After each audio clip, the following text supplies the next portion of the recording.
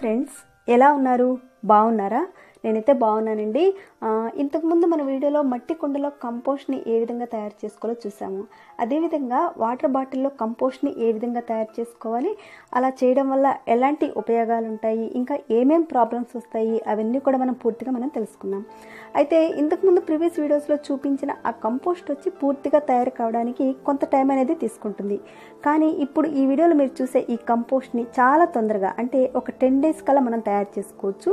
తొందరగా కంపోస్ట్ తయారు కావాలంటే కొన్ని టిప్స్ను కూడా మనం ఫాలో అవ్వాల్సిందే. అవన్నీ కూడా వీడియోలో చెప్పడం జరిగిందండి. వీడియోని స్కిప్ చేయకుండా పూర్తిగా చూడండి. మనం నిత్యం ఇంట్లో దేవుడికి పూజ చేసేటప్పుడు పువ్వులతో పూజ చేస్తాం. చేసిన తర్వాత అవి వాడిపోవడం జరుగుతాయి కదా. అయితే చాలామంది ఏం చేస్తారంటే వాటిని తీసుకువెళ్ళి ఎవరు తొక్కని ప్రదేశంలో కానీ, లేదంటే ఏదైనా పారే నీటిలో నిమజ్జనం చేయడం అనేది చేస్తారు. అలా కాకుండా మనం బయటికి ఎక్కడికి వెళ్లకుండానే దేవుడికి పూజ చేసిన ఆ పూలతోనే మనం ఇంట్లోనే కంపోస్ట్ తయారు చేసుకోవచ్చు. ఈ కంపోస్ట్ని మన ఇంట్లో ఉన్న మొక్కలకన్నిటికి కూడా ఉపయోగించుకోవచ్చు. మనం దేవుడికి పూజ చేసిన పూలే కాదండి, ఏదైనా ఫంక్షన్లో ఉపయోగించిన పూలు కానీ, లేదంటే చెట్టు నుంచి రాలిపడిన పువ్వుల్ని కానీ సేకరించి మనం కంపోస్ట్ తయారు చేసుకోవచ్చు. అలాగే ఎండిన ఆకులను కూడా మనం కంపోస్ట్లో కూడా ఉపయోగించుకోవచ్చు. ఎండిన పూల్లో కానీ ఆకుల్లో కానీ కొన్ని న్యూట్రిషన్స్ కూడా ఉంటాయండి. ఇవన్నీ కూడా మన ప్లాంట్స్ బాగా ఎదగడానికి, అలానే మంచి ఫ్లవర్స్ వచ్చేలా బాగా హెల్ప్ చేస్తుంది ఈ కంపోస్టు. అయితే ఎండిన వాటితో చేసినట్లయితే కంపోస్ట్ చాలా తొందరగా తయారవుతుంది. అయితే కంపోస్ట్ వచ్చేసి ఎండాకాలంలో చాలా తొందరగా తయారవుతుందండి. అదే వర్షాకాలం కానీ, చలికాలం ఇలాంటి సీజన్లో కూడా మనం చేసుకోవచ్చు. కాకపోతే ఈ ప్రాసెస్ అనేది కొంత లేట్ అవుతుంది. అదే ఎండాకాలంలో అనుకోండి చాలా ఫాస్ట్గా అవుతుంది. అయితే ఇప్పుడు నేను తయారు చేసే ఈ కంపోస్ట్ వచ్చి పూర్తిగా ఎండిన వాటితోనే తయారు చేస్తున్నానండి. ఎలా చేయాలో ఆలస్యం చేయకుండా ఇప్పుడు చూసేద్దాం. నేను దీన్ని మట్టి కుండలో తయారు చేస్తున్నానండి. ఒకవేళ మీ దగ్గర కుండీ లేకపోయినా పర్వాలేదు, కుండలోనైనా సరే చేసుకోవచ్చు. కుండీలో మనం తయారు చేయడం వల్ల ఎలాంటి ఉపయోగాలు ఉంటాయో ఆల్రెడీ నేను ఇంతకుముందు ఉన్న ప్రీవియస్ వీడియోలో పూర్తిగా చెప్పాను. మీరు తెలుసుకోవాలనుకుంటే కనుక ఆ వీడియో లింక్ నేను డిస్క్రిప్షన్ బాక్స్లో ఇస్తాను, కుదిరితే ఒకసారి చూడండి. ముందుగా కుండీలో కొద్దిగా అడుగున మట్టి వేయాలండి. మట్టిలో మామూలుగానే బ్యాక్టీరియా ఉంటుంది. అయితే ఈ కుండీలో నేను చాలాసార్లు కంపోస్ట్ తయారు చేస్తున్నాను. దీంట్లోనే మళ్ళీ చేస్తున్నాను. దీంట్లో చేయడం వల్ల ఆల్రెడీ దీంట్లో ఉన్న కాస్తంత ఆ పక్కలంతా కంపోస్ట్ ఉంది కదండి. ఇప్పుడు మనం తయారు చేసే ఈ కంపోస్ట్కి ఇది బాగా హెల్ప్ చేస్తుంది అనమాట. ఫస్ట్ టైం ఇప్పుడే మీరు తయారు చేస్తున్నట్లయితే కంపోస్ట్ లేకపోయినా పర్వాలేదు. ఒకవేళ ఇంతకుముందు మీరు తయారు చేసిన కంపోస్ట్ ఉన్నట్టయితే ఇప్పుడు తయారు చేసే ఈ కంపోస్ట్లో కొద్దిగా వేసుకోవాలి. ఎందుకంటే కంపోస్ట్ చాలా ఫాస్ట్గా తయారవడానికి ఇది బాగా హెల్ప్ చేస్తుంది. ఇప్పుడు చూస్తున్న ఈ పూలన్నీ కూడా ఇంతకుముందు దేవుడి దగ్గర ఉపయోగించినవేనండి. వాటన్నిటిని కూడా తీసుకున్నాను. వీటిని మనం డైరెక్ట్గా వేసేయచ్చు, లేదంటే చిన్న చిన్న పీసెస్గా కూడా కట్ చేసి మనం వేసుకోవచ్చు. ప్రతిరోజు పూజ చేసుకున్న తర్వాత రోజు కదా పూలన్నింటిని మనం తీస్తాము. అలా వాటన్నిటిని తీసి కలెక్ట్ చేసి ఉంచుకోవాలి కంపోస్ట్ తయారు చేసుకోవడానికి. తర్వాత ఈ మట్టి మీద కొద్దిగా ఈ విధంగా మనం పూలను వేయాలి. మొక్కలు ఎదగడానికి కావలసిన పోషక విలువలన్నీ కూడా ఇప్పుడు మనం తయారు చేసే ఈ కంపోస్ట్లో ఉంటాయండి. మనం కంపోస్ట్ తయారు చేసేటప్పుడు ఇప్పుడు చూపించే విధంగా మనం చేసుకుంటూ వెళ్ళినట్లయితే స్మెల్ అనేది రాదండి. అదేవిధంగా చాలా తొందరగా కంపోస్ట్ తయారవుతుంది.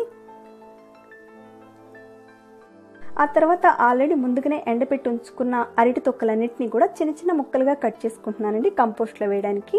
ఒకవేళ మీ దగ్గర ఉంటే వేయండి, లేదంటే పచ్చి వాటినైనా సరే వేసుకోవచ్చు. కాకపోతే ఇది చాలా వరకు డ్రైగా ఉన్న వాటితోనే కంపోస్ట్ని తయారు చేస్తున్నాను కదండి. అలాగే మీ దగ్గర ఎండిన ఆకులు ఉంటే కూడా వాటిని కూడా వేసుకోవచ్చు. నా దగ్గర ఏమేమి ఉన్నాయో వాటినే వేస్తున్నాను. ఇక ఆ తర్వాత ఎండిన ఆవుపేడను కూడా కొద్దిగా వేస్తున్నాను. ఎందుకంటే ఇది కూడా కంపోస్ట్ని తయారు చేయడానికి బాగా హెల్ప్ చేస్తుంది. మనం ఎప్పుడైతే తడిగా ఉన్న ఆకులు అంటే కొత్తిమీర, పాలకూర ఇలాంటి వాటితో మనం చేసేటప్పుడు కొంత స్మెల్ రావడం అనేది కూడా జరుగుతుందండి. కానీ ఎండిపోయిన వాటితో చేస్తే మాత్రం ఏమాత్రం స్మెల్ రాదు. ఇలా చేసిన తర్వాత పుల్లటి మజ్జిగను కూడా ఈ విధంగా వేయాలి, ఖచ్చితంగా వేయాలండి.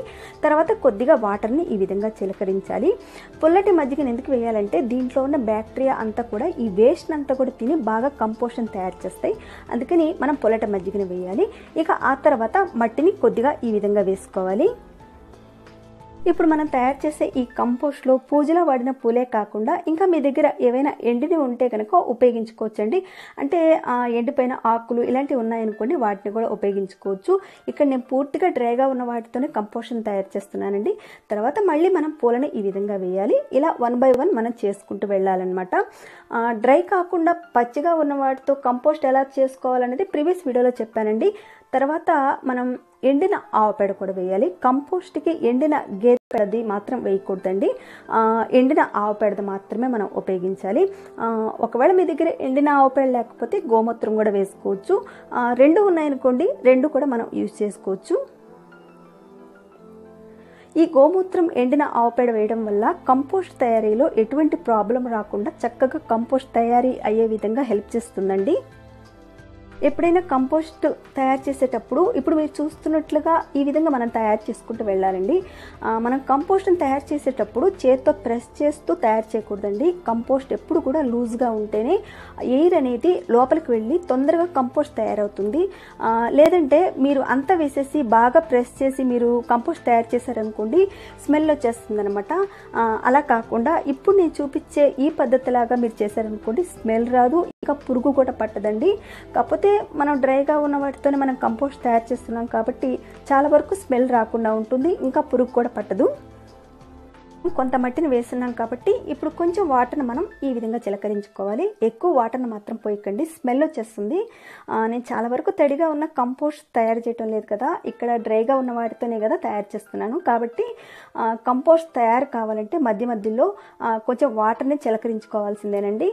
తర్వాత మళ్ళీ ఎండిన పువ్వుల్ని ఈ విధంగా వేస్తున్నాను. ఇలా ఒకదాని తర్వాత ఒకటి మనం ఈ విధంగా వేసుకుంటూ వెళ్ళాలి. ఇలా మనం చేస్తేనే కంపోస్ట్ పర్ఫెక్ట్గా వస్తుంది. ఇప్పుడు నేను వేసిన ఈ అరటి తొక్కులతో పాటు కొంచెం టీ పొడి కూడా ఉందండి, దాన్ని కూడా దీంట్లో వేసేస్తున్నాను. తర్వాత కొద్దిగా మనం ఎండిన ఆవుపెడను కూడా ఈ విధంగా వేసుకోవాలి. ప్రతిరోజు మనం టీని తయారు చేసుకొని పారేసి ఆ టీ పొడి ఉన్నట్లయితే దాన్ని కూడా వేయండి, కంపోస్ట్ అవ్వడానికి అది కూడా బాగా హెల్ప్ చేస్తుంది. ఇప్పుడు ప్రజెంట్ వచ్చేసి ఎండాకాలం కాబట్టి చాలా ఫాస్ట్గా తయారైపోతుందండి. అయితే ఈ కంపోస్ట్ని పూర్తిగా తయారు చేసిన తర్వాత చివరిన మళ్ళీ మనం వాటర్ని అంతా కూడా చిలకరించి పక్కన పెట్టేయాలి. దీన్ని ఎండలో పెట్టాల్సిన అవసరం లేదండి, మామూలుగా నీడ పెట్టని పెడితే చాలు. ఇందరితో అయిపోలేదండి, ఇలా పెట్టేసి అలా వదిలేయకుండా మనం ఒక 5 days తర్వాత మళ్ళీ కొంచెం పుల్లటి మజ్జిగని చిలకరించి మొత్తం ఒకసారి మనం కలియబెట్టాలి. ఇలా మనం చేసామనుకోండి కంపోస్ట్ బాగా తయారవుతుంది. ఇప్పుడు మీరు చూస్తున్నారు కదండి, ఈ కంపోస్ట్ వచ్చేసి 8 days అయింది దీన్ని తయారు చేసి. దీన్ని చూస్తుంటేనే చాలా వరకు కంపోస్ట్ అయినట్లుగా తెలుస్తుంది కదండి. ఇంకొక 3 days కల్లా ఇది పూర్తయిపోతుందండి. రైనీ సీజన్లో కానీ వింటర్ సీజన్లో కానీ దీన్ని తయారు చేస్తే కనుక కొంత టైం అనేది తీసుకుంటుందండి. ఇప్పుడు ఎండాకాలం కాబట్టి చాలా ఫాస్ట్గా అయిపోతుంది. అది కూడా ఇప్పుడు చూపిస్తాను చూడండి. ఇదిగోండి, చూశారు కదా, ఇందాక నేను 8 days అని చెప్పాను కదా, ఒక 4 days కల్లా అయిపోయింది పూర్తిగా. ఇలా మనం ఇంట్లో పెరట్లో రాలిపడిన ఎండిన ఆకులతో కానీ లేదంటే దేవుడికి ఉపయోగించిన ఎండిన పువ్వులతో కానీ ఇలా మనం చాలా ఫాస్ట్గా 10 days కల్లా మనం కంపోస్ట్ తయారు చేసుకోవచ్చండి.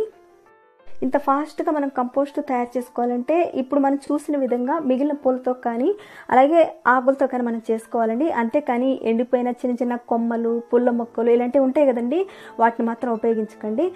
వాటిని ఉపయోగిస్తే కనుక కంపోస్ట్ తయారవడానికి చాలా టైం తీసుకుంటుందండి. వాటిని ఉపయోగించకపోవడమే చాలా మంచిది. ఇంకా ఈ కంపోస్ట్లో వచ్చి మంచి న్యూట్రిషన్స్ కూడా ఉంటాయండి. ఈ కంపోస్ట్ మనం పూల మొక్కలకు కానీ అదేవిధంగా ఏ మొక్కలకైనా సరే మనం ఉపయోగించుకోవచ్చు. అవి చాలా ఫాస్ట్గా ఎదుగుతాయండి. అంతేకాకుండా పూల మొక్కలకు మనం వేసామనుకోండి పూలు బాగా పూస్తాయి. ఇంకా కాయగూర మొక్కలకు కూడా ఇచ్చామనుకోండి అవి బాగా కాస్తాయి అన్నమాట. చూసారు కదండి, చాలా తక్కువ రోజుల్లోనే ఇంత ఈజీగా కంపోస్ట్ తయారు చేసుకోవచ్చు ఎప్పటికప్పుడు. మరి మీరు తయారు చేస్తారని నేను అనుకుంటున్నాను. మీరు తయారు చేసి మీకు ఎలా అనిపించిందో, అదేవిధంగా కంపోస్ట్ తయారు చేసేటప్పుడు ఏవైనా డౌట్స్ ఉంటే కనుక అడగండి, వాటికి నేను ఆన్సర్స్ ఇస్తాను. ఈ వీడియో మీకు నచ్చినట్లయితే ఒక లైక్ చేయడం మాత్రం మర్చిపోకండి. అదేవిధంగా మీ ఫ్రెండ్స్కి, ఫ్యామిలీ మెంబర్స్కి ఈ వీడియో ఉపయోగపడుతుందని మీకు అనిపిస్తే షేర్ చేయండి. ఇంతవరకు ఛానల్ని సబ్స్క్రైబ్ చేయని వాళ్ళు ఎవరైనా ఉంటే కనుక సబ్స్క్రైబ్ అవ్వండి. నా లేటెస్ట్ అప్డేట్స్ ఎప్పటికప్పుడు మీకు రావాలంటే బెల్ బటన్ ప్రెస్ చేయండి. ఇలాంటి మరో వీడియోతో మళ్ళీ మీ ముందుంటాను. అంతవరకు bye bye. Thanks for watching.